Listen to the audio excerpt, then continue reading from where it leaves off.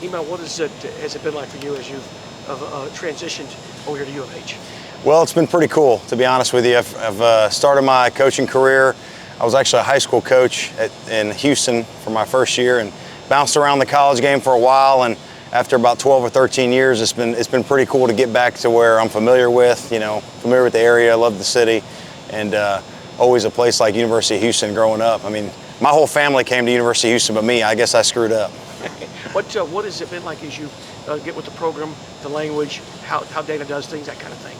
Dana is a really good manager of people and a really good program manager. Coming in here, the kind of the way he handles the guys and the way the programs run has been a awesome adjustment for me in terms of just kind of attention to detail, getting things done, and really kind of listening to the players and giving the players what they want.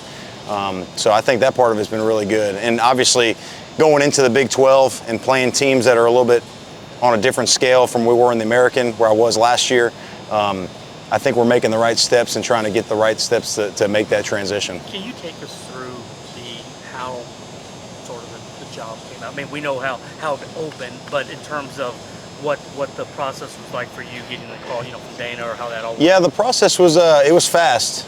We had a great year at Tulane, and it's kind of the first time that I was able to coach in a game that late. So when you get late in that process, you go straight into recruiting and you try to do things like that. And it was a Sunday night, and I got a call, and they were gauging my interest, and automatically when they said they were University of Houston, I kind of perked up just because I'm kind of a hometown guy, and going through the process and meeting with coach and Zooming and meeting, a combination of things.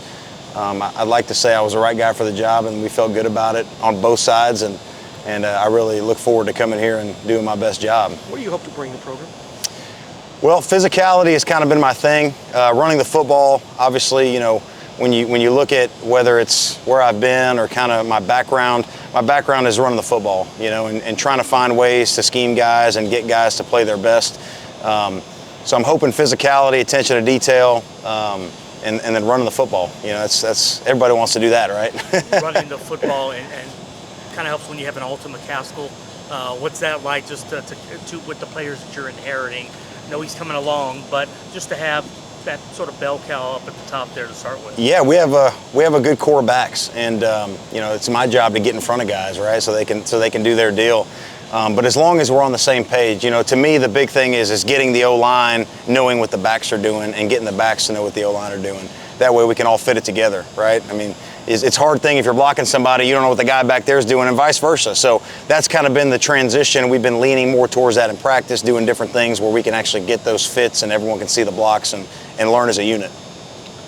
The history that you have with Katy, it's not just one of the best teams in the city, it's one of the best teams in the state, if not nationally.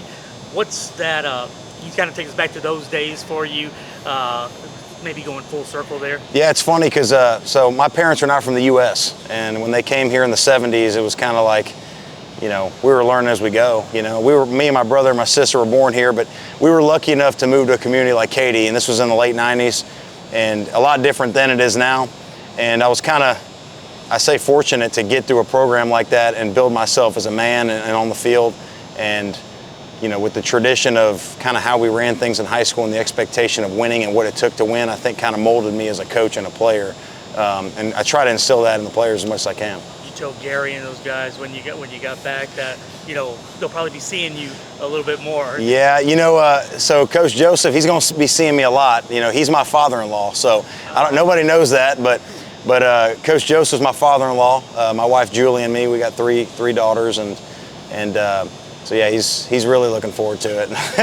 Didn't know that. Yeah. Your offensive line kind of tailed two different sides. Your left line's returned two all-conference guys. The right side's just mix and match a bit last year. Injuries they struggled through that.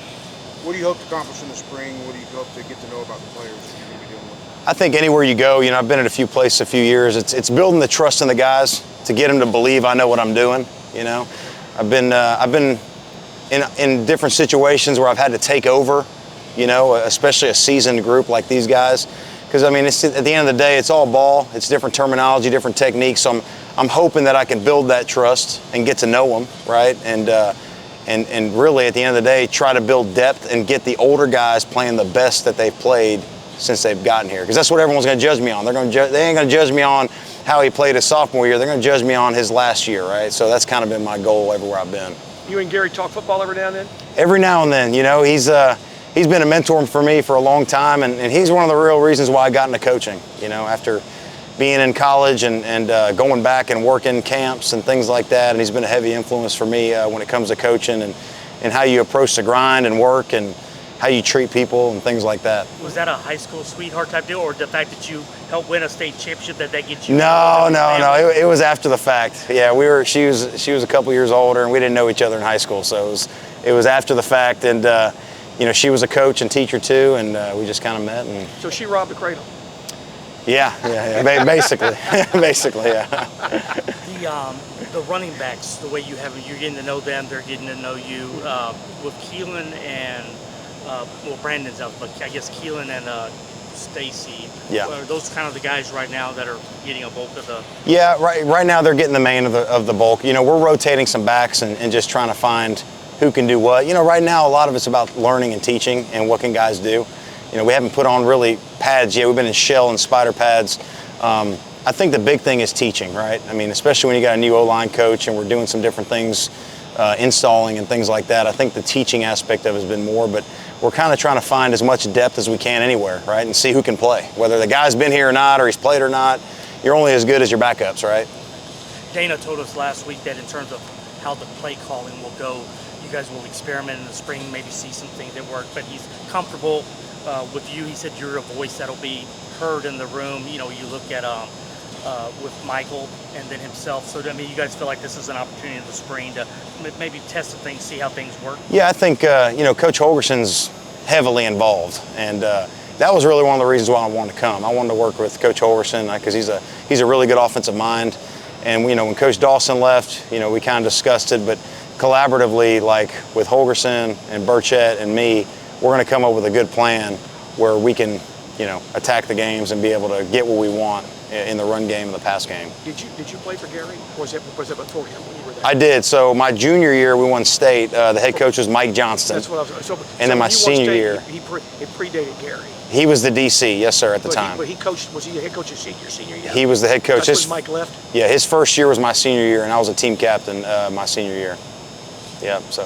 What are your specific job duties now with run game coordinator that you didn't have as offensive line coach? With the last guy, you mean, or what do you mean? You were offensive line at Tulane. At Tulane. Yep. You come here and add run game coordinator. What more to you does that mean? It means a lot because, you know, whenever you're trying to put plays on a sheet and scheme defenses up, you know, you got to look at it from the big picture.